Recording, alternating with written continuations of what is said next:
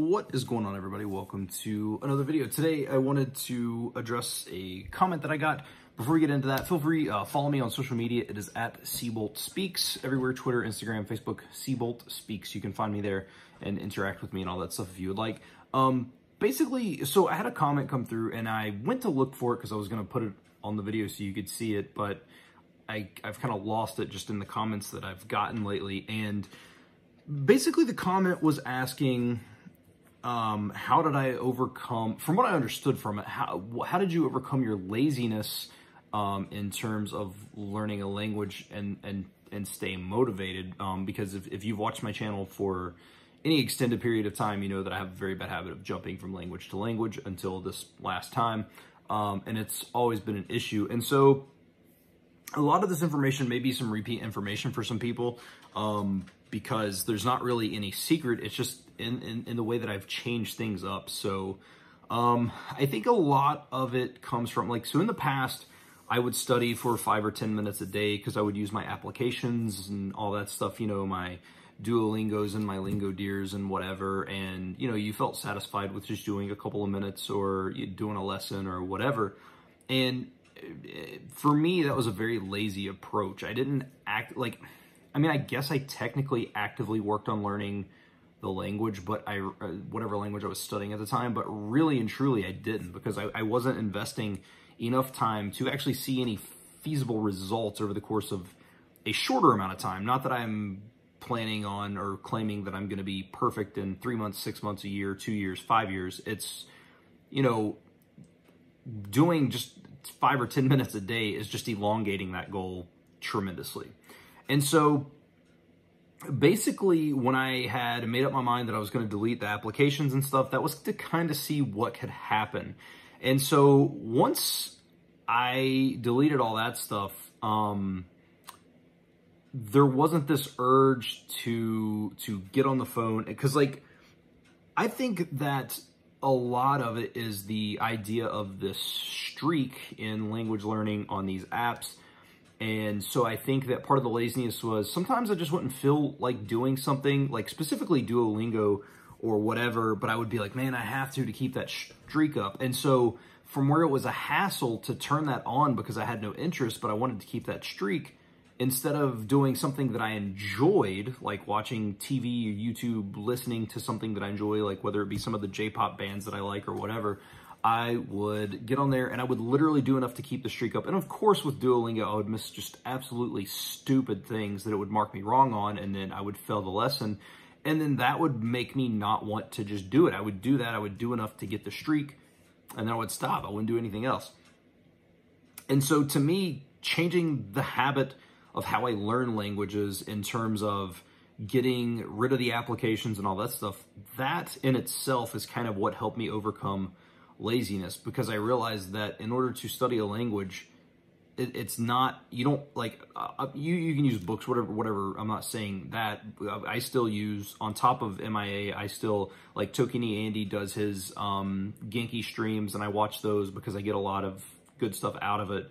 But, like, in terms of actually learning the language and spending time with the language, I choose what I'm doing now, right? I'm not learning about the time, right? I'm not learning whatever, you know, Shichichipun, like 10 or 12:30. Like, I'm not learning like stuff like that. I'm learning what I want to learn about. I'm watching Mario Maker and Animal Crossing and Japanese wrestling, and stuff like that. And so I think basically that kind of ties into the same thing. It motivates me, but by motivating me, it also helped me overcome my laziness, because I'm learning how I want to learn. I'm learning vocabulary I want to learn. The videos I'm watching are very, very fun for me, and it's not, I can't get it wrong, right? There's not a input, what you hear, and then it's going to be counted wrong, and then I have to go back and do something else, like learn about ants drinking orange pineapple juice. Like, it's being able to put forth what I want in terms of the content that I want to watch. And so that's pretty much it. Like, so if you're struggling with laziness, you know, which when I read the comment, I was like, that could be taken very, very mean, but I know it's from a good spot, because I am in the past, I have been a very lazy language learner. And so I honestly appreciated the question because to me, reading that let me know that you guys see that I am working way harder this time than I have in the past, between spending more than 5 minutes a day with the language. I'm spending over an hour, guaranteed over an hour every day with the language. And most of the time it's more. Like an hour is kind of that minimum. It might not be an hour of active immersion. It might be an hour of in between some Anki reps, maybe 5 or 10 minutes on Anki reps doing RTK, and then doing 45 minutes immersion, reading just a touch of Take Him, like whatever the situation may be. I'm spending at least an hour, bare minimum, with the language. Most of the time the immersion is over an hour. But so yeah, that's kind of what honestly helped eliminate the laziness, was just switching up my learning style. So I think if it's something you're struggling with, and I'm not saying like, you know, like I'm not gonna say just gung-ho go full MIA, although this is probably the most rapid I've seen results in terms of comprehension and just being able to hear the language that I've had. But whatever the case may be, if you use books, maybe try to use an app or try to do some immersion to see if you can recognize the words that you know or something like that. Because I think once you start, the thing for me is once I started hearing words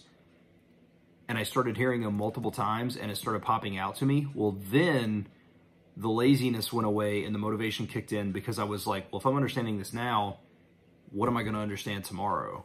What am I going to understand the next day, right? And so that's where that kept building. I kept going on and on with that. And so every day I'm hearing new words, new expressions, new grammar patterns, and that's what's keeping me doing. I know that eventually that's probably going to slow down and we'll cross that bridge when we get there, but that's pretty much it, man. Like, I feel like it's the most feasible way in terms of seeing results, because like you can't be wrong. And I think that's part of what was killing me with using apps, was that I may even just slightly misspell a word and it would be wrong and I would fail the lesson. And with these apps, if you fail the lesson, not all of them, but some of them, if you fail the lesson, well, you can't just retake the lesson, because if I'm failing that section, obviously that's what I need work on. Well, I can't do that. I have to go back and rehash stuff that I already know in order to refill hearts and stuff like that. So I don't know. I just think if you're suffering from a kind of quote unquote lazy atmosphere in terms of language learning, if you're only spending a couple of minutes a day, 5, 10, 15, 20 minutes a day on a language, and I'm not saying 20 minutes is bad here. Like if one day out of the month you hit 20 minutes, whatever, man, just try to get it in. But like for the most part, try to hit more time, because the more time you spend with it, the faster things are going to happen, and just overall, the better you're going to understand stuff. But switch up the way that you're doing things. The longer that I did what I was doing, I got lazier and lazier, right? Like I would do something and I would be good for 40 minutes, then I'd be good for 20 minutes, and then 10, and then 5, and then it's a month and I haven't studied anything. And so I think just changing up what you're doing can be big. That's one thing I like about what I'm doing now, because if I get bored with Mario Maker and I get bored with Animal Crossing, I can watch someone play, like there's games that come out all the time, right? I can watch that. Nintendo Direct releases trailers for games all the time. I can watch that. If it's not games, I can watch movie. I can pull out one of my favorite movies of all time, Battle Royale, which is right over here on my shelf, because I have all my movies in a separate room, and then I have this shelf right here of movies that I watch like regularly. So I can pull out Battle Royale, or I can pull out like One Missed Call, or I don't own the DVD, but I can pull out Ichi the Killer, or I can try to get into some other anime. Like I can change what I'm doing, and that makes me motivated, because I know I'm not going to be stuck to this specific pattern of, well, all you can watch is Mario Maker, right? All you can learn about is this exactly thing, what we tell you. And so that's what it is. So I'm going to stop rambling now. I really hope that this answered your question. I hope that somebody got something out of this, right? Like, so too long didn't read, which normally this would be at the front, but yeah, if you're struggling from laziness and lack of motivation, change up the way that you're learning. Make sure that you're doing something that you enjoy. And I'll give this little anecdote here, this little metaphor to channel my inner Matt versus Japan, because he's the metaphor king. But like, when you were young and in school, and this may not go for everybody, this was a thing in America, so if you're not from America, this isn't going to resonate with you, or unless your country did this. Like, and I said this on a live stream the other day, but if you think about 4th grade, do you remember the exact math structures they taught you in terms of like whatever, whatever they were using in terms of like PEMDAS or any of that stuff that they taught, right? Any of the equations to solve things, which 4th grade might be a little young for that. But the point I'm making is, do you remember that? Do you remember what specific grammar structures they taught you about English? Do you remember any of that stuff? Or do you have a more so vivid memory of going to school and going to gym and having the day with that giant parachute where everybody grabbed a side of it and you just swung the thing up and down? Like, I know more people that remember that than what they were taught, and it's because that was fun. It was super fun. I don't know why. Like, looking back, I have no clue why that was fun to swing that thing up and down, but it was. But yeah, that's the exact same thing. So like, you remember that, and it's because it was fun.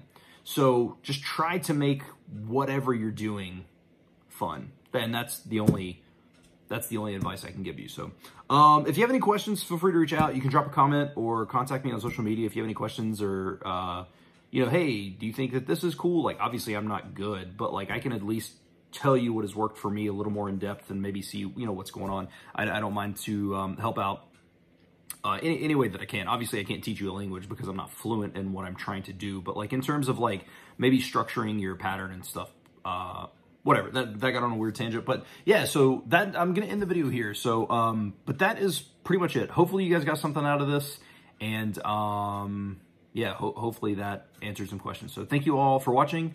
I hope you enjoyed, and I will see you guys in the next video.